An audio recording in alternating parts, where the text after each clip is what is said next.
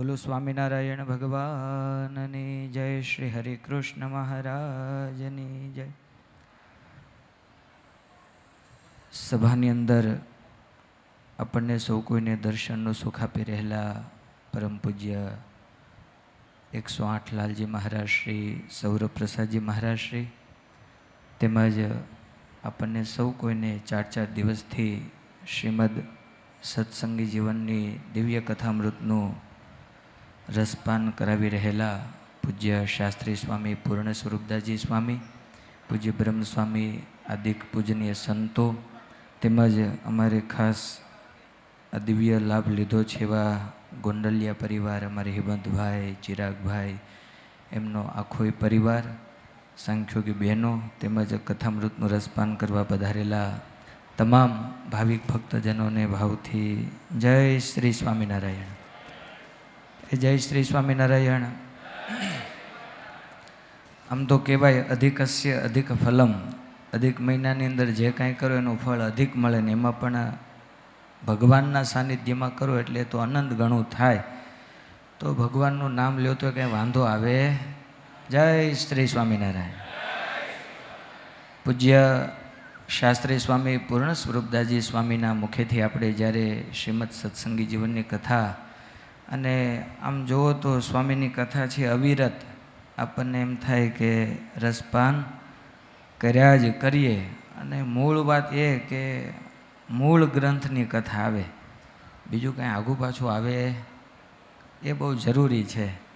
અને પૂજ્ય સ્વામી આપણને મૂળ સત્સંગી જીવનના આધારે એમાં પણ ભગવાન વન વિચરણ કરી અને લોજની અંદર પધાર્યા. મુક્તાનંદ સ્વામીનો જે વિવેક, આમ તો સ્વામિનારાયણ ભગવાનનો સ્વભાવ એવો હતો કે મહારાજ એવું કહેતા કે મેં ભારના નામે રૂમાલ પણ રાખીએ નહીં.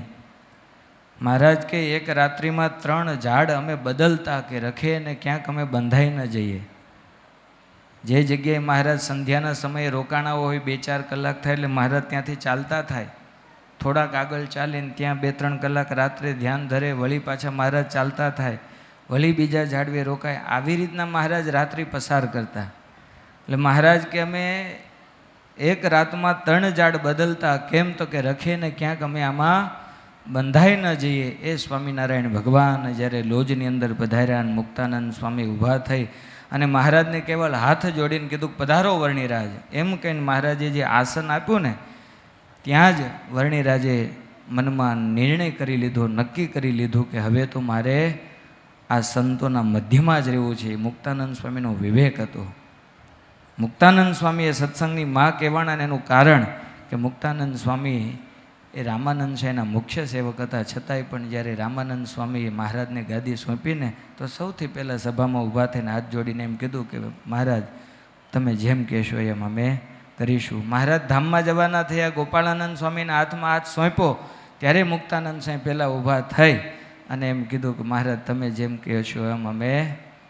પણ એ જ મહારાજે, હવે આવતીકાલે સમાધિ પ્રકરણ આવશે માંગરોળનું, તો એ જ મુક્તાનંદ સ્વામી મહારાજને ભરી સભાની અંદર એમ કીધું મહારાજ દિયોને પાખંડને મેલી, સત્સંગમાં ન થવું ફેલી. હા, સત્સંગમાં કુસંગ જેવું મુક્તાનંદ સ્વામીની દ્રષ્ટિએ એ સમયે સ્વામીને લાગ્યું ને, તો મુક્તાનંદ સ્વામી બધાની વચ્ચે મહારાજને પાછું કંઈ પણ દીધું. આવા ખરેખર સત્સંગના હિત ચિંતક એ મુક્તાનંદ સ્વામીના વિવેકને જોઈને મહારાજ લોજની અંદર નિવાસ કરીને રહ્યા. એ આદિક કથા પૂજ્ય સ્વામી આપણને અહીંયા શ્રવણ કરાવી. વાલા ભક્તજનો, વડતાલ જેવું ધામ સ્વામિનારાયણ ભગવાને જેને અક્ષરધામ કીધું છે, આ જે આપણને શિક્ષાપત્રી લેખસ્થાન દેખાય છે એને મહારાજે અક્ષરધામ કીધું છે. ઘણા ગ્રંથોની અંદર એ મહિમા છે. એ પવિત્રાનંદ સ્વામીના બાંધેલા પવિત્ર આ સભા મંડપની અંદર અહીંયા વર્ષો સુધી અનેક સંતોએ કથા કરી અને અહીંયા અનેક વાર ભજન થયું છે. એવા દિવ્ય સ્થાનની અંદર જ્યારે આવું સરસ મજાનું કથાનું આયોજન થયું, અમારે ખાસ ચિરાગભાઈ, આમ તો વર્ષો જૂનો અમારે ઓળખાણનો નાતો, અને ખૂબ સારું ભજન પૂજ્ય નિત્ય સ્વરૂપદાસજી સ્વામી એમની આજ્ઞા અને એમની જે ઈચ્છા એ પ્રમાણે એ પોતે રહી અને ભજન કરે છે. એમના વડવાઓ, મને ખ્યાલ છે માણસા ગામ, તમે બધા માણસાવાળા ભાગશાળી છો. આમાં માણસાથી કોણ કોણ આવ્યું છે? ઘણા વડતાલી પહેલી વાર આવ્યા છો. કારણ કે વડીલો દૂર રહે, આવવાનું ઓછું થાય, એટલે આપણે ચિરાગભાઈ, હિંમતભાઈ આ પરિવારને તાળીઓથી વધાવીએ કે એમણે આવો સરસ સંકલ્પ કર્યો. મને ફોન આવ્યો પણ ખરો જ્યારે એમણે સંકલ્પ કર્યો ત્યારે.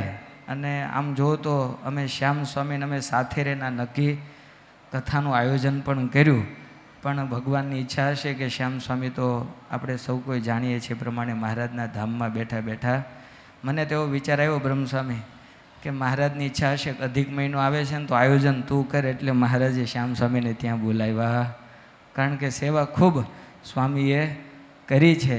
એટલે ચિરાગભાઈ કહેતા હતા કે મારે તો ગામડે કરાવવી, પણ વળી વિચાર એમ આવે કે વડતાલ જેવું ધામ હોય ને અહીંયા કરવા મળે તો બધાને એનો લાભ મળે અને એ બાને અહીંયા રહેવા પણ મળે.